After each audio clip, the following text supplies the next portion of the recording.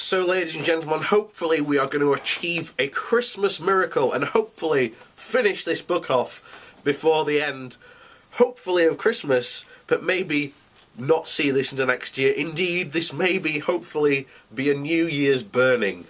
Fingers crossed on that front, but this book is so annoying. So, today, we're on chapter 17, Integrate This. Oh dear. Right. Hope you're sitting comfortably, because we're about to begin. Hold on to your brains. The philosophy of holistic medicine is not difficult to understand. In fact, it is rather elementary for someone in the know. Lines it all up for you. Well, Pete, you've gone through your philosophy of holistic medicine, and it's bullshit. There's no other way to describe it than it's complete quackery. It makes no sense. All of its laws, too, particularly the, how shall I say, the dissolution of your medicines, makes no sense in a scientific standpoint. If you distill something, I will say dilute something, it does not make it stronger. It makes it weaker. So how is this magical medicine meant to work if it's, if you dilute it to the point of where it no longer exists? Your philosophy makes no sense. You even admit yourself in this book that you do not know how your medicine works. So how can you do a statement like that when I've just said, those criticisms I've just laid against you pretty much destroy your entire argument? In fact, I've done nothing but destroy your arguments for this entire book. This is why I want to debate you on the stuff you say in this book. It would be amazingly brilliant. I want to hear your answers firsthand. So, where were we? Anyway, he continues. For some reason, however, a great number of people who profess to use holistic medicine have absolutely no idea of what they are talking about, and further confuse the issue of the general public. Let me make this perfectly clear. Holistic medicine is not alternative. Yes, it is. Nor is it adjunctive. It is primary care medicine to be used instead of allopathic drug and surgery treatments. You mean the stuff that, work. Because that's what his crux has been pretty much the entirety of this book. He wants a seat at the table, but he doesn't deserve one. So instead he has written a book where he is crying and bemoaning the fact.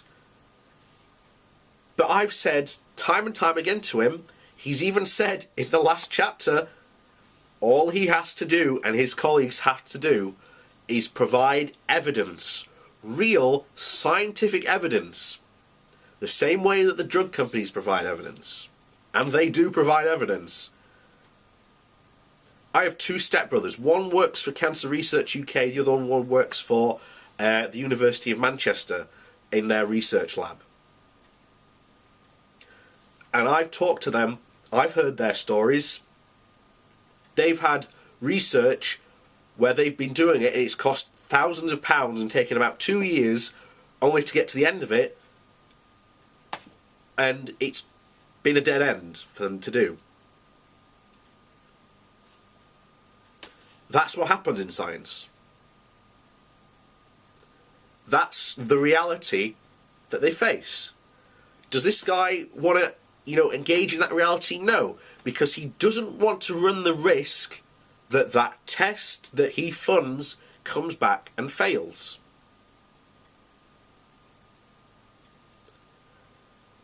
because he knows that's true.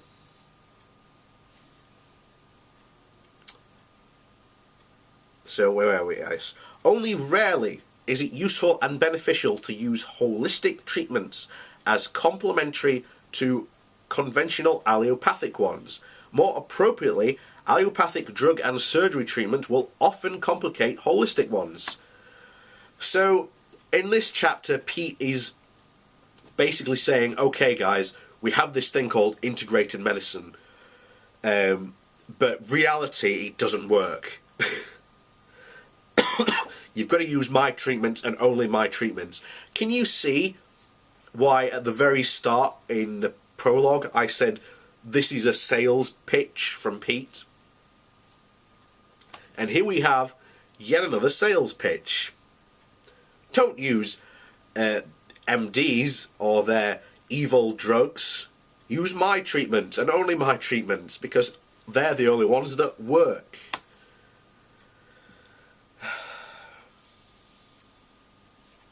And in a perfect world, drugs and surgery would be best used as an adjunctive treatment to primary holistic therapies. Regretfully, in the upside-down world of the 21st century medicine, this perfect situation is completely reversed, and allopathic treatments are viewed as king, while other treatments, although curatively and superior, which you haven't proven, are relegated to back of the bus, or aren't even allowed on the bus in the first place. Why are you not allowed on the bus? Because you don't have any evidence. You do not have a ticket to ride, Mr. Pete. Or Mr. Glidden, shall we say. So, he is bemoaning that fact, and he's pretty much outrightly said, hey look guys, you should be coming to us first, then going to your doctors, and then maybe receiving surgery. Something which might cost you your life if you did, and has done in the past. Take, for example, Steve Jobs. Another trend in modern medicine which is entirely misleading is the concept of integrative medicine. You may have heard this term on the radio or in print. Somewhere in a clinic or hospital espousing the practice of integrating alternative therapies into its conventional medical setting. Now, we had this in the NHS, and thank God we finally stopped funding it. We were funding homeopathy, and thank God, we finally stopped funding it. At last. For we've had numerous studies saying, yeah, it doesn't work. It's no better than placebo. Stop using it. Why are we funding this? And we finally stopped it, at last. We finally stopped using integrative medicine. What a godsend. So, I agree with you, Pete. We shouldn't be using integrative medicine.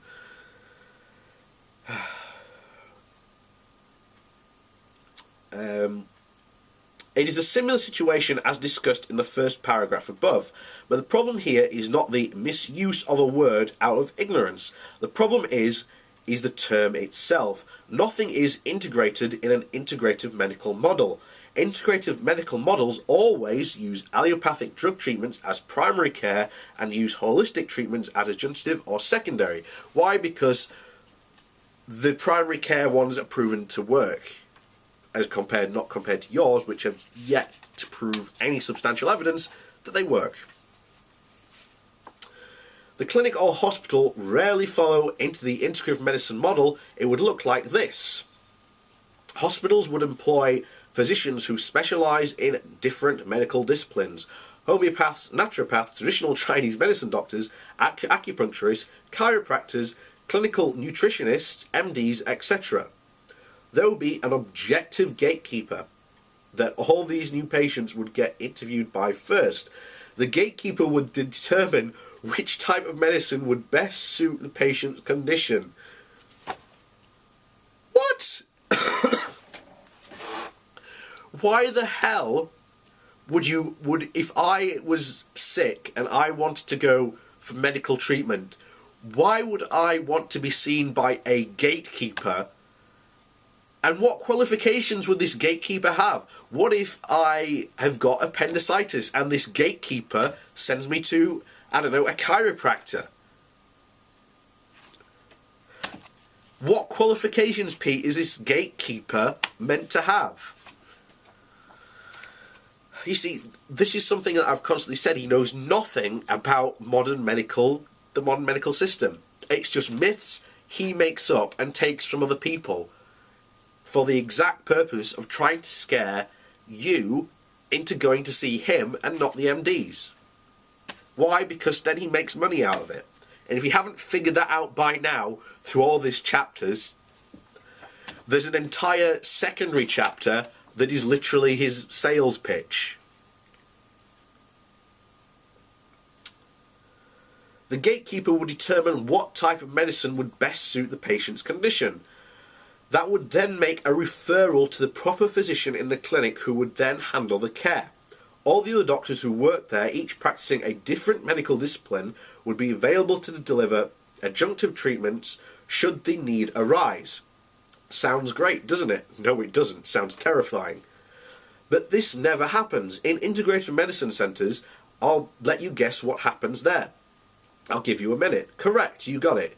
You are paying attention. Integrated medical clinics all use allopathic treatments as their primary medical intervention and use holistic treatments as secondary.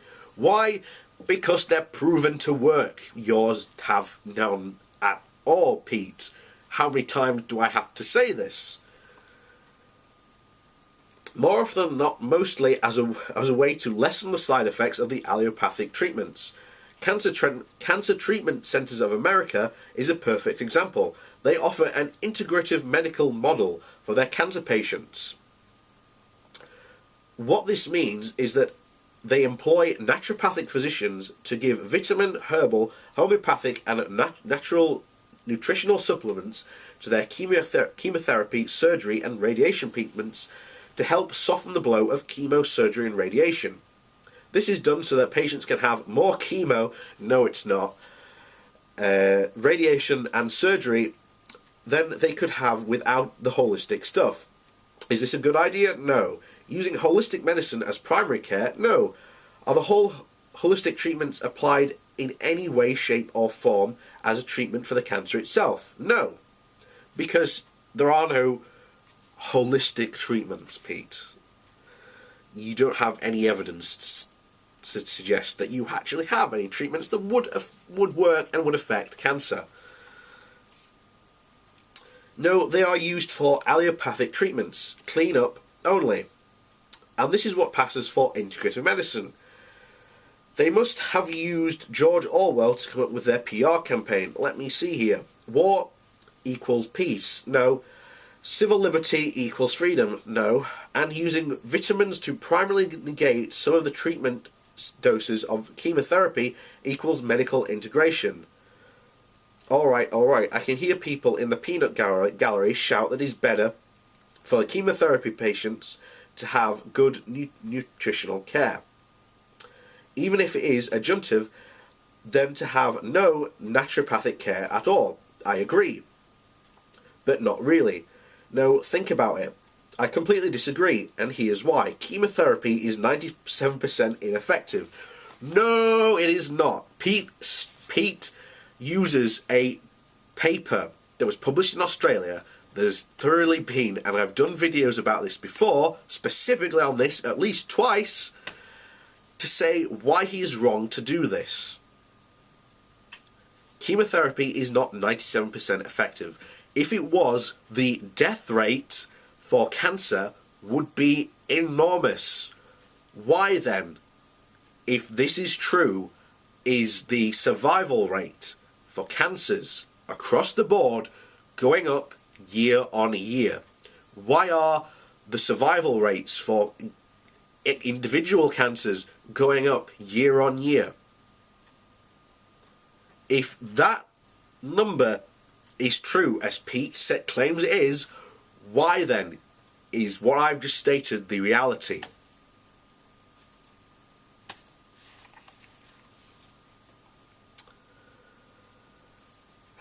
So, there we are. extremely expensive, devastating the patient's quality of life, and will often cause cancer. In my opinion, the only reason that a CTCA employs naturopaths is to make the patient a little stronger so they can have more chemo treatment. More chemo treatments equal more profit. I have no data to support this position. Well, of course, he can just make it up. Because the CTCA, being a private for-profit business entity, is not required to disclose their treatment track records. They actually are. If they are treating patients, there are patient records. That means they're called patient records. That means if you are a doctor, you can request medical records. Something which, in your state, Pete, you are unfortunately licensed to do, and as someone who holds that license, you can request medical records. So why has Pete not, asked for these medical records to have a look at them? He's unfortunately within his rights. The only way to have truly integrated medical model for this country is for all medical disciplines to have equal protection under the law. What did I say at the beginning of this chapter? Equal rates of insurance coverage, equal amounts of research dollars, more or less. Then the marketplace would naturally sort itself out. Yeah, it would pretty much sort itself out pretty quickly. Those who went to people like Pete would die. People who went to the real doctors would live. That's the truth.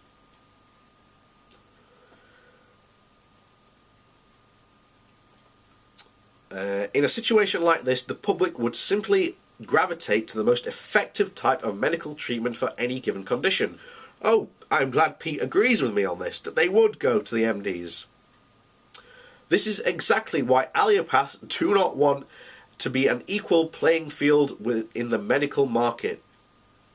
Why do they do everything in their power to prevent it from happening? If they did let it happen, they would quickly lose the lion's share of the business, and they know it. No, they wouldn't.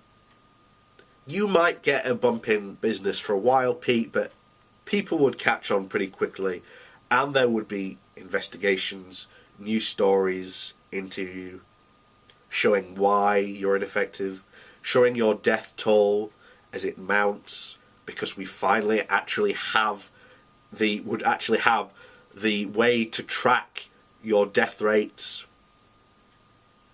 And I tell you now, it would be far, far higher than any single MD's.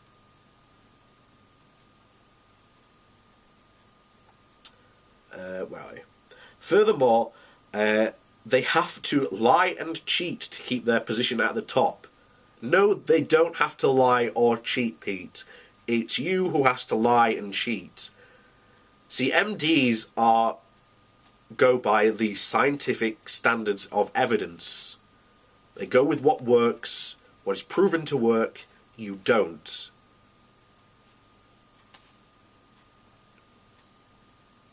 As previously mentioned, there is a branch of the AMA whose job it is to stop naturopaths from gaining licenses and insurance coverage in states where that profession is unregulated, and good for them.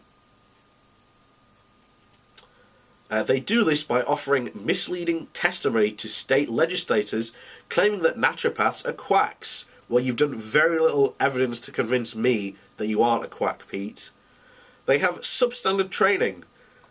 That's laughable, because you've got even worse. And are dangerous. You're the dangerous one.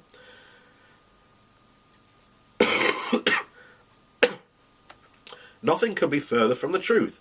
In 1987, the AMA was convicted in a federal court of implementing a decade-long slander and smear campaign against the chiropractors.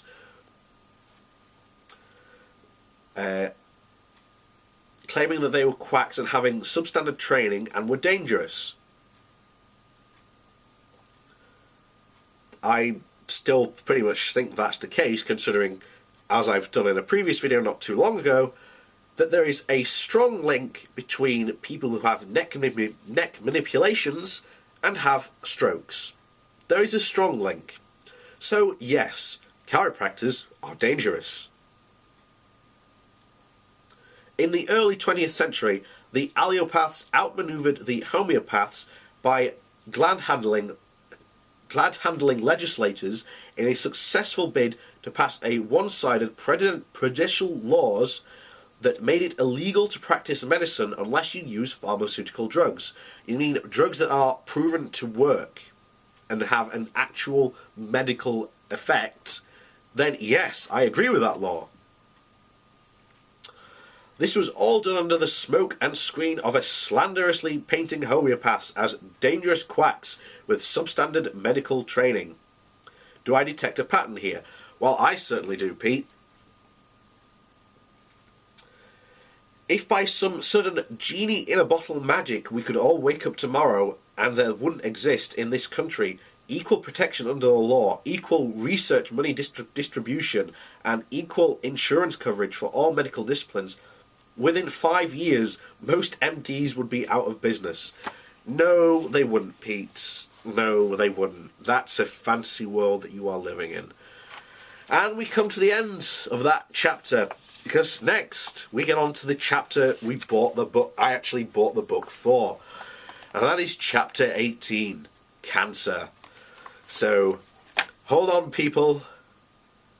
Hold on, because we're finally there. And before we end this, what have I said in the beginning of this chapter? It's a massive sales pitch. It's Pete trying to ineffectively convince people that he deserves a seat at the table. He doesn't. There is no scientific evidence to support any of the claims Pete makes. He has flat out admitted that he doesn't know how his medicine works. That is not an acceptable way. If you went to a doctor and you were to ask, how does this medicine work? He would be able to show you how this medicine worked, what effect it would have on you, and what will be going on in your body. Pete, on the other hand, can't. It's magic. And as pretty much he even says it's magic. So, ladies and gentlemen, Pete, once again, trying to convince you that he deserves a seat at the table. And ladies and gentlemen, this guy doesn't even deserve a seat at the children's table. He deserves a seat outside. In fact, he deserves a seat as far away from medicine as possible.